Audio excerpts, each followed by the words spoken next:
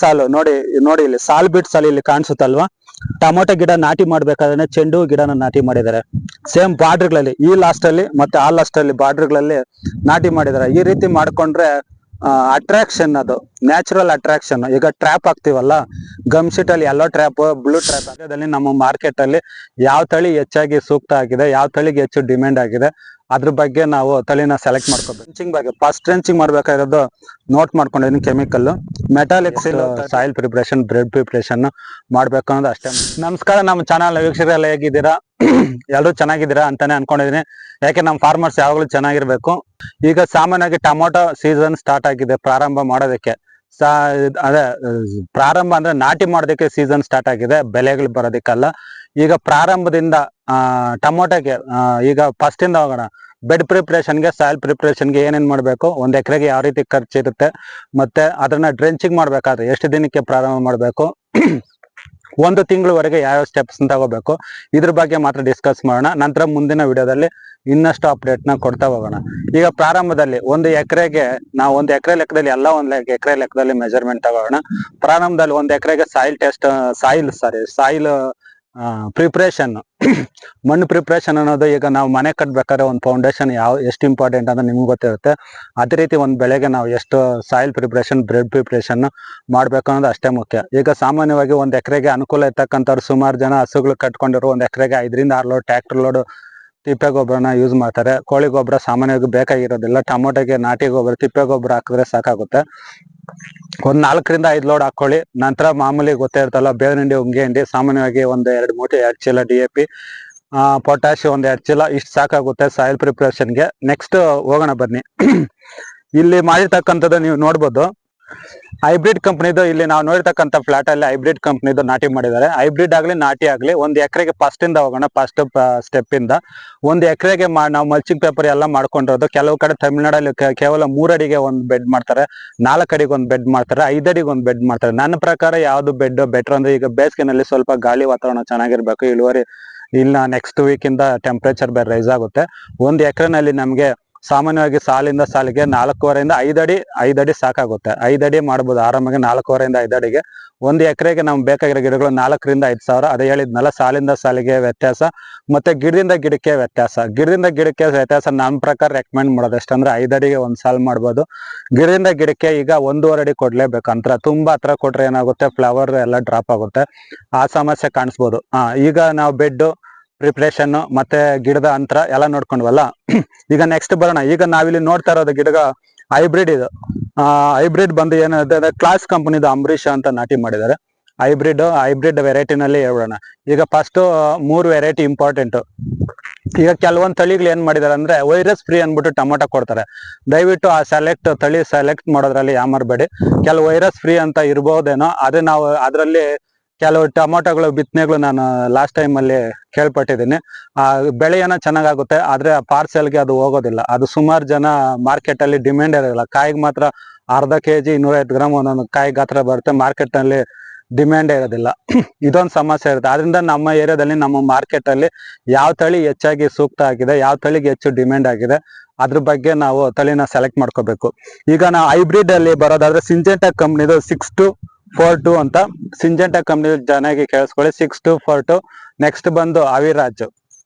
ಸಿಂಜೆಂಟಾದಲ್ಲಿ ಚೆನ್ನಾಗಿ ಹೈಬ್ರಿಡ್ ವೆರೈಟಿಗಳು ನಾನು ಹೇಳ್ತಾ ಇರೋದು.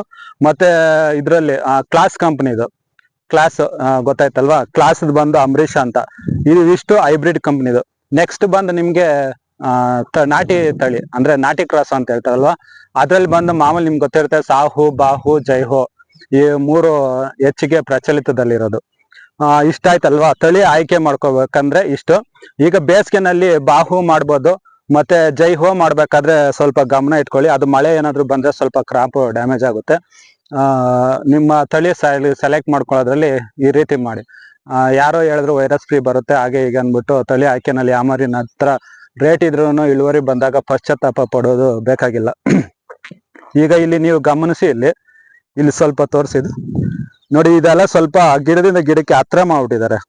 1 ಅಡಿಗೆ ನೋಡಿ, ಈಗ ತೋರಿಸ್ತೀನಿ ನಿಮ್ಗೆ ಎಕ್ಸಾಂಪಲ್. ನೋಡಿ, ಈಗ 1.25 ಅಡಿಗೆ ಇದೆ, ಇನ್ನು ಸ್ವಲ್ಪ ದೂರ ಮಾಡ್ಬೇಕಾಗಿತ್ತು.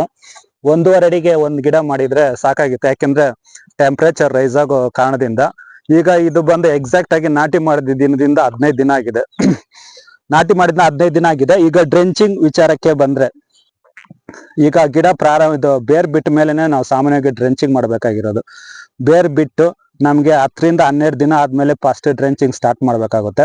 ಬಗ್ಗೆ ಅಂದ್ರೆ ಡ್ರೆಂಚಿಂಗ್ ಬಗ್ಗೆ ಫಸ್ಟ್ ಡ್ರೆಂಚಿಂಗ್ ಮಾಡ್ಬೇಕಾಗಿರೋದು ನೋಟ್ ಮಾಡ್ಕೊಂಡಿದ್ದೀನಿ. ಕೆಮಿಕಲ್ ಮೆಟಾಲಿಕ್ಸಿಲ್ 35% ಲೀಟರ್ಗೆ ಪ್ರಕಾರ ಹೇಳ್ತಾ ಇರೋದು 1 ಗ್ರಾಮ್, ಕ್ಲೋರೋ 20% 2 ml ಲೀಟರ್ಗೆ, ಬ್ಯಾಕ್ಟೋಮೈಸಿನ್ 20 ಗ್ರಾಮ್ ಪರ್ 50 ಲೀಟರ್ಗೆ ನೋಟ್ ಮಾಡ್ಕೊಂಡ್ರಲ್ಲ. ಇದು ಫಸ್ಟ್ ಡ್ರೆಂಚಿಂಗ್ ಬೇಕಾಗುತ್ತೆ. ಯಾಕಂದ್ರೆ ಡ್ರೆಂಚಿಂಗ್ ಅಂದ್ರೆ ನಿಮ್ಗೆ ಗೊತ್ತೇ ಇರುತ್ತೆ, ಸಾಮಾನ್ಯವಾಗಿ ಬ್ಯಾಕ್ಟೀರಿಯಲ್ ಇನ್ಫೆಕ್ಷನ್, ರೂಟ್ ಇನ್ಫೆಕ್ಷನ್ ಈ ತರ ಇರುತ್ತಲ್ವಾ, ಗಿಡ ವಿಲ್ಟ್ ಬರ್ದೇ ಇರ್ಲಿ, ಈ ತರ ಅದಕ್ಕೆ ನೀವು ಮೇನ್ ಇದನ್ನ ಒಂದು ಡೋಸೇಜ್ ಮಾಡ್ಲೇಬೇಕು. ನೆಕ್ಸ್ಟ್ ಈಗ ಗಿಡ ಬೆಡ್ ಪ್ರಿಪರೇಷನ್ ಆಯ್ತು, ನಾವು ಡ್ರೆಂಚಿಂಗ್ ಆಯ್ತು, ಮಲ್ಚಿಂಗ್ ಪೇಪರ್ ಮತ್ತೆ ಗೊಬ್ಬರಗಳು ಎಲ್ಲ ತಿಳ್ಕೊಂಡ್ವಿ. ನೆಕ್ಸ್ಟ್ ಕಡ್ಡಿ ಇದರಲ್ಲಿ ನೀವು ಇನ್ನೊಂದು ಗಮನಿಸಿ, ಇಲ್ಲಿ ನಮ್ಮ ವೀಕ್ಷಕರು, ಇಲ್ಲಿ ಫಾರ್ಮರ್ ಇತ್ತೀಚೆಗೆ ಸ್ವಲ್ಪ ಪ್ರೋಗ್ರೆಸಿವ್ ಆಗ್ತದ್ರೆ ಕಾರಣ ಏನು ಅಂತೀರಾ?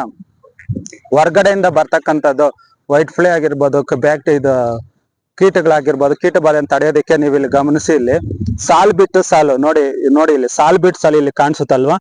ಟೊಮೊಟೊ ಗಿಡ ನಾಟಿ ಮಾಡ್ಬೇಕಾದ್ರೆ ಚೆಂಡು ಗಿಡನ ನಾಟಿ ಮಾಡಿದ್ದಾರೆ, ಸೇಮ್ ಬಾರ್ಡರ್ಗಳಲ್ಲಿ, ಈ ಲಾಸ್ಟ್ ಅಲ್ಲಿ ಮತ್ತೆ ಆ ಲಾಸ್ಟ್ ಅಲ್ಲಿ ಬಾರ್ಡರ್ಗಳಲ್ಲಿ ನಾಟಿ ಮಾಡಿದ್ದಾರೆ. ಈ ರೀತಿ ಮಾಡ್ಕೊಂಡ್ರೆ ಅಟ್ರಾಕ್ಷನ್, ಅದು ನ್ಯಾಚುರಲ್ ಅಟ್ರಾಕ್ಷನ್. ಈಗ ಟ್ರ್ಯಾಪ್ ಹಾಕ್ತಿವಲ್ಲ, ಗಮ್ ಶೀಟ್ ಅಲ್ಲಿ ಎಲ್ಲೋ ಟ್ರ್ಯಾಪ್, ಬ್ಲೂ ಟ್ರ್ಯಾಪ್ ಹಾಕ್ತಿವಿ, ಅದ ಟ್ರ್ಯಾಪ್, ಅದು ಇನ್ಸೆಕ್ಟ್ ನ ಟ್ರ್ಯಾಪ್ ಮಾಡೋದಕ್ಕೆ. ಈ ತರನು ಉಪಯೋಗ ಮಾಡ್ಕೊಂಡ್ರೆ ಇನ್ಸೆಕ್ಟ್ ಹೊರಗಡೆ ಬಂದ ತಕ್ಷಣ ತೋಟದಲ್ಲೇ ಟ್ರ್ಯಾಪ್ ಆಗುತ್ತೆ. ಅದನ್ನ ನಿಮ್ ಜೊತೆ ಶೇರ್ ಮಾಡ್ಕೋಬೇಕಂತ ಅನಿಸ್ತು. ನೆಕ್ಸ್ಟ್ ಗೂಟಗಳ ವಿಚಾರಕ್ಕೆ ಬಂದ್ರೆ, ಈಗ ಗೂಟಗಳು ಯಾವ ತರ ಹಾಕ್ಬೇಕಂದ್ರೆ, ನಿಮ್ಮ ಹತ್ರ ಹೊಸ ಗೂಟಗಳಿದ್ರೆ ಸಿಂಗಲ್ ಲೈನೇ ಮಾಡ್ಬೋದು, ಏನು ತೊಂದರೆ ಇಲ್ಲ. ಯಾಕೆಂದ್ರೆ ಮಳೆಗಾಲದಲ್ಲಿ ಈಗ ಆಲ್ಮೋಸ್ಟ್ ಬೇಸಿಗೆ ಮಳೆ ಬಂದ್ಬಿಡುತ್ತೆ ಏಪ್ರಿಲ್ ಮೇ ತಿಂಗಳಲ್ಲಿ, ಆಗ ಸ್ವಲ್ಪ ತೊಂದರೆ ಆಗೋ ಚಾನ್ಸ್ ಇರುತ್ತೆ. ಅದರಿಂದ ಹಳೆ ಗೂಟಗಳಿದ್ರೆ ಡಬಲ್ ಮಾಡ್ಕೋಬಹುದು. ನಮ್ಮ ಹತ್ರ ಯಥೇಚ್ಛವಾಗಿ ಗೂಟಗಳಿದ್ರೆ ಹೊಸದಿದ್ರ ಪರವಾಗಿಲ್ಲ, ಡಬಲ್ ಲೈನ್ ಮಾಡ್ಕೋಬಹುದು. ಡಬಲ್ ಲೈನ್ ಗೂಟ ಮಾಡ್ಕೊಂಡ್ರೆ ಕ್ರಾಸ್ ತರ ಬರುತ್ತಲ್ವಾ, ಆ ತರ ಮಾಡ್ಕೊಂಡ್ರೆ ಏನಂದ್ರೆ ಈ ಕಡೆ ಬರೋ ಬಳ್ಳಿಗಳನ್ನ ಈ ಕಡೆ ಕಟ್ಕೋಬಹುದು, ಆ ಕಡೆ ಬರೋ ಬಳ್ಳಿಗಳನ್ನ ಎರಡಾರು ತರ ಆ ಕಡೆ ಕಟ್ಕೋಬಹುದು. ಇದರಿಂದ ಏನಾಗುತ್ತೆ ಅಂದ್ರೆ ಗಿಡ ಒಂದ್ ಹತ್ರ ಗುಂಪು ಆಗದೇನೆ ಆರಾಮ್ ಫ್ರೀ ಆಗಿರುತ್ತೆ. ಆಮೇಲೆ ನಮ್ಗೆ ಫ್ರೂಟ್ ಸೆಟ್ಟಿಂಗು ಚೆನ್ನಾಗಾಗುತ್ತೆ ಅಂತ ಹೇಳ್ಬೋದು. ಫ್ರೂಟ್ ಸೆಟ್ಟಿಂಗ್ ಅಲ್ಲಿ ನಂಬರ್ 1 ಅಂತ ಹೇಳ್ಬೋದು. ಗಿಡ ಎಲ್ಲ ಹತ್ರಕ್ಕೆ ಸೇರ್ಸಿ ಏನ್ ಮಾಡುತ್ತೆ ಅಂದ್ರೆ ಗುಂಪಾಗಿ ಒಳ್ಳೆ ಕುಚ್ಚುಮಟ್ಟೆ ಪರ್ಕೆ ತರ ಅಂತಾರಲ್ಲ, ಆ ರೀತಿ ಆಗ್ಬಿಡುತ್ತೆ. ಫ್ಲವರ್ ಈಲ್ಡ್ ಮತ್ತೆ ಡ್ರಾಪ್ ಆಗ್ಬಿಡುತ್ತೆ. ಫ್ಲವರ್ ಡ್ರಾಪ್ ಆದ್ಮೇಲೆ ಸಾಮಾನ್ಯವಾಗಿ ಇಳುವರಿ ಕಡಿಮೆ ಆಗುತ್ತೆ, ಯಾಕಂದ್ರೆ ಬೇಸಿಗೆನಲ್ಲಿ ಗಾಳಿ ವಾತಾವರಣ ಚೆನ್ನಾಗಿರ್ಬೇಕು. ಅದು ನೆಕ್ಸ್ಟ್ ಇದಾಯ್ತು. ಸಾಮಾನ್ಯವಾಗಿ ರೋಗಗಳ ವಿಚಾರ ಗೊತ್ತೇ ಇರುತ್ತೆ, ಸಿಂಪ್ಟಮ್ ವೈಸ್ ಟ್ರೀಟ್ಮೆಂಟ್ ತಗೊಳ್ಳಿ. ಈಗ ರೋಗ ಬರೋದಕ್ಕೆ ಮುಂಚೆನೆ ಯಾವ್ದು ಟ್ರೀಟ್ಮೆಂಟ್ ಇರೋದಿಲ್ಲ. ಸಾಮಾನ್ಯವಾಗಿ ಎರೆಹುಳ ಅಲ್ಲ, ರಂಗೋಲಿ ಹುಳಕ್ಕೆ ಸಾಮಾನ್ಯ ಕಾರ್ಟ್ ಆಫ್ ಹೈಡ್ರೋಕ್ಲೋರೈಡ್ ಔಷಧಿ ಸಾಕಾಗುತ್ತೆ. ಅದು ಸುಮಾರು ಟೊಮೊಟೊದಲ್ಲಿ ಅತಿ ಹೆಚ್ಚು ಬಾಧೆಗಳು. ಇನ್ನು ಮಾಮೂಲಿ ಸಿಂಪ್ಟಮ್ ವೈಸ್ ನಿಮ್ಗೆ ಗೊತ್ತಿರುತ್ತೆ, ರೋಗ ಲಕ್ಷಣಗಳ ಅನುಸಾರವಾಗಿ ಟ್ರೀಟ್ಮೆಂಟ್ ತಗೋತಾ ಇರ್ಬೋದು. ಇದು ಮುಂದಿನ ಇನ್ನೂ ಹೆಚ್ಚಿನ ವಿಡಿಯೋಗಳಿಗಾಗಿ ಗಿಡ ಬೆಳೆದಂತೆಲ್ಲ ನೆಕ್ಸ್ಟ್ ವಿಡಿಯೋದಲ್ಲಿ ಅಪ್ಡೇಟ್ ಮಾಡ್ತಾ ಇರ್ತೀವಿ. ಇದು ಪ್ರಾರಂಭದ ವಿಡಿಯೋ ಮಾತ್ರ. ಯಾವ ರೀತಿ ಟೊಮೊಟೊ ಮಾಡಬೇಕು ಹೇಗೆ ಅಂತ ನಮ್ಮ ವೀಕ್ಷಕರಿಗೆ, ಹೊಸದಾಗಿ ಯಾರೋ ಟೊಮೊಟೊ ಕೃಷಿ ಮಾಡೋರಿಗೆ ಇದು ತುಂಬಾ ಅನುಕೂಲ ಆಗುತ್ತೆ ಅನ್ಕೊಂಡಿದ್ದೀನಿ. ಮತ್ತೆ ಎಲ್ಲ ನಮ್ಗೆ ಗೊತ್ತು ಅಂತ ಈ ವಿಡಿಯೋದಲ್ಲಿ ಏನು ಹೇಳೋದಕ್ಕೆ ಪ್ರಯತ್ನ ಪಟ್ಟಿಲ್ಲ. ನಮ್ಗೆ ಗೊತ್ತಿರೋ 4 ಜನಕ್ಕೆ ಯೂಸ್ ಆಗ್ಲಿ ಅಂತ. ಇದೇ ತರ ಮುಂದೆ ಕೃಷಿ ಸಂಬಂಧಿತ ವಿಡಿಯೋಗಳನ್ನು ಮಾಡ್ತಾರೋಣ. ಅಲ್ಲಿವರೆಗೂ ನಿಮ್ಮ ಭೇಟಿ ಮುಂದಿನ ವಿಡಿಯೋದಲ್ಲಿ. ನಮಸ್ಕಾರ.